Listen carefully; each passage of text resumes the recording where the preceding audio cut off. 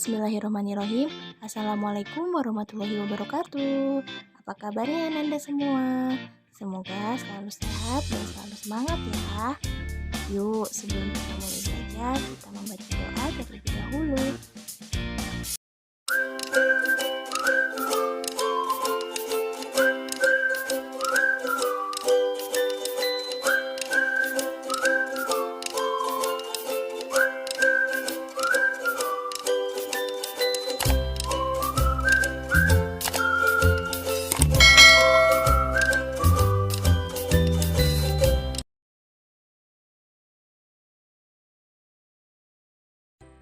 Pagi ini, kebaikan apa yang sudah Ananda lakukan? Sudah ada yang membantu orang tua? Mencuci piring? Mencuci baju? Nah, manfaatkan belajar dari rumah untuk berkomunikasi dengan keluarga dan biasakan membantu orang tua di rumah mulai hari ini dan dimulai dari hal kecil. Hari ini kita akan belajar tema 7, subtema 1, pembelajaran 3. Pemetaan kompetensi dasar yang akan kita pelajari pada hari ini yaitu ada muatan pelajaran bahasa Indonesia, PKN, dan IPS. Muatan pelajaran bahasa Indonesia yaitu menganalisis isi teks pidato yang didengar dan dibaca. Muatan PKN yaitu menganalisis penerapan nilai-nilai Pancasila dalam kehidupan sehari-hari. Dan muatan pelajaran IPS menganalisis posisi dan peran Indonesia dalam kerjasama di bidang ekonomi, politik, sosial budaya, teknologi, pendidikan dalam lingkup ASEAN. Yuk sama-sama kita simak, jangan di skip ya, simak videonya sampai akhir. Kemarin kita sudah mengenal apa itu pemimpin. Nah, hari ini kita akan belajar kembali tentang kepemimpinan.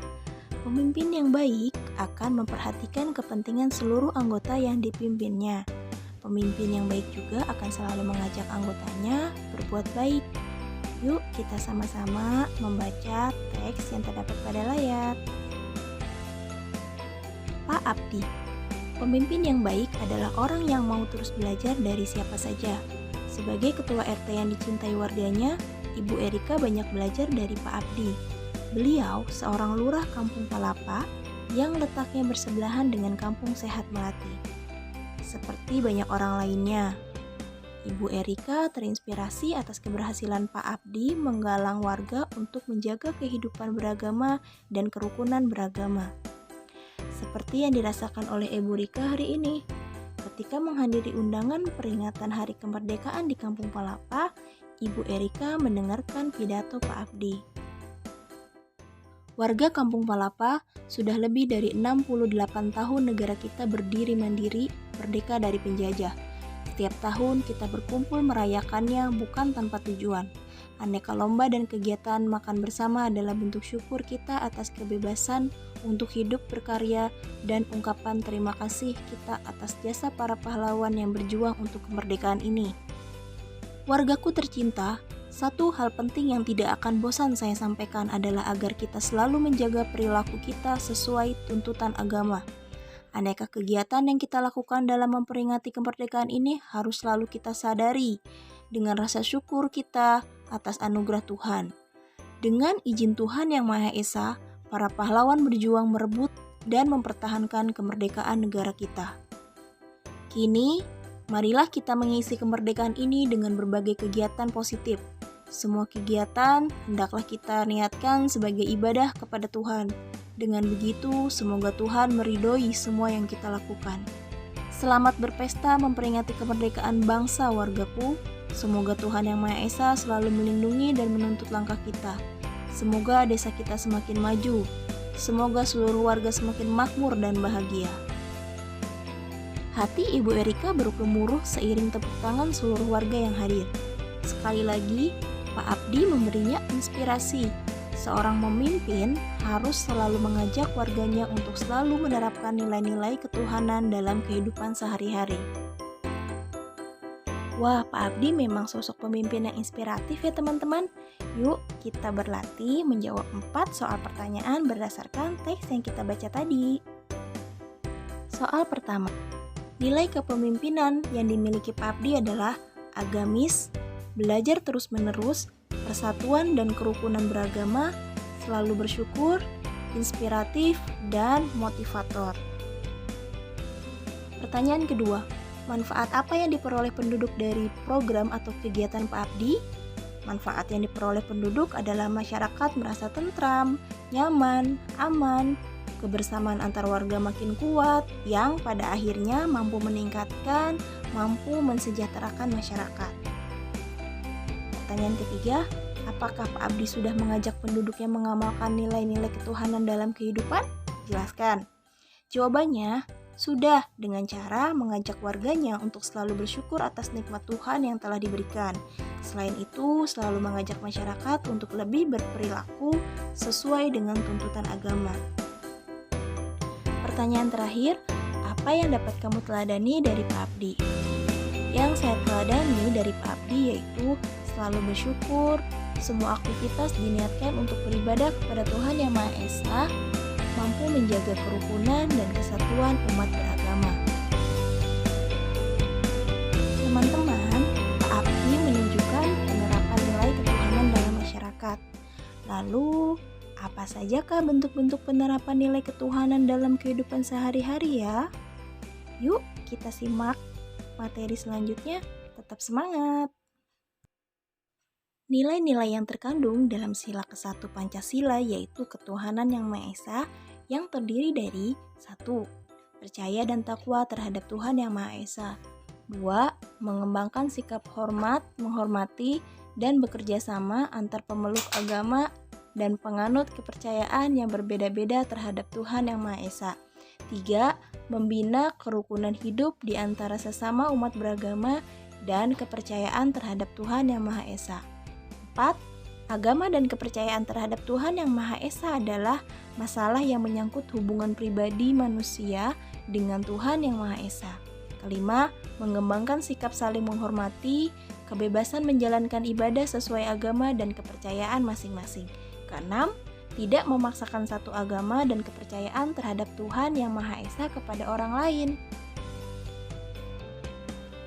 Pada pembelajaran 1 dan 2, kita semua telah membaca teks pidato. Pada bacaan Pak Abdi, di awal pembelajaran 3 ini juga terdapat teks pidato. Keseluruhan teks pidato itu memuat hal-hal pokok yang sama. Teks pidato harus memuat hal-hal pokok seperti berikut. 1. Salam pembuka. Salam pembuka berisi kalimat sapaan, selamat pagi, selamat siang, selamat malam, dan lain-lain. Yang kedua, pendahuluan. Pendahuluan yaitu memaparkan topik permasalahan yang akan dibahas. Dan yang ketiga, itu berisi inti. Inti berisi pembahasan topik secara lengkap. Kalimat ajakan atau bujukan yang digunakan untuk mengajak pendengar melakukan kegiatan yang diharapkan. Yang keempat, penutup. Penutup penyampaian rangkuman atau intisari topik yang telah disampaikan. Dan yang terakhir, kelima, salam penutup. Salam penutup berisi kalimat salam penutup seperti Wassalamualaikum atau terima kasih. Negara kita berperan aktif dalam kerjasama antar negara, misalnya dengan negara-negara ASEAN. Negara kita menjunjung penerapan nilai-nilai ketuhanan. Bagaimana ya hubungan kita dengan negara lain? Teman-teman, di tema sebelumnya kita telah belajar tentang ASEAN. Yuk kita ingat kembali dan perhatikan peta Asia Tenggara pada layar. ASEAN didirikan berdasarkan Deklarasi Bangkok pada tanggal 8 Agustus tahun 1967. Sebelum berdirinya ASEAN di kawasan Asia Tenggara, telah berdiri suatu perhimpunan disebut Perhimpunan Negara Asia Tenggara yang disebut ASA. Tujuan ASA atau ASA adalah kerjasama di bidang ekonomi dan kebudayaan. Nah, negara-negara pendiri ASEAN yaitu ada Indonesia, Singapura, Malaysia, Thailand, dan Filipina. Kita ingat kembali yuk tujuan ASEAN. 1. Mempercepat pertumbuhan ekonomi, kemajuan sosial, serta pengembangan kebudayaan di kawasan Asia Tenggara. 2. Meningkatkan perdamaian dan stabilitas. 3. Meningkatkan kerjasama yang aktif serta saling membantu untuk kepentingan bersama di bidang ekonomi, sosial, kebudayaan, teknik, ilmu pengetahuan, dan administrasi. 4. memelihara kerjasama yang erat di tengah-tengah organisasi regional dan internasional yang ada. Dan yang kelima, meningkatkan kerjasama untuk memajukan pendidikan, pelatihan, dan penelitian di kawasan Asia Tenggara. Apa peran Indonesia di ASEAN dalam bidang politik? 1. Menggagas dibentuknya komunitas keamanan ASEAN atau ASEAN Security Community atau disingkat ASC. Peran Indonesia adalah membantu menanggulangi tindak kejahatan dan kekerasan. Peran Indonesia di ASEAN dalam bidang politik yang kedua yaitu membantu perdamaian negara-negara yang berkonflik seperti Kamboja dan Vietnam. Peran Indonesia dalam peristiwa tersebut adalah sebagai penengah perundingan damai antara Kamboja dan Vietnam pada tahun 1977 hingga 1979.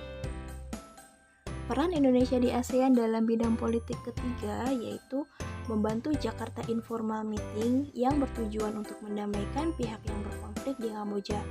Indonesia mengirimkan pasukan perdamaian dan mengusulkan diadakannya pertemuan yang disebut Jakarta Informal Meeting.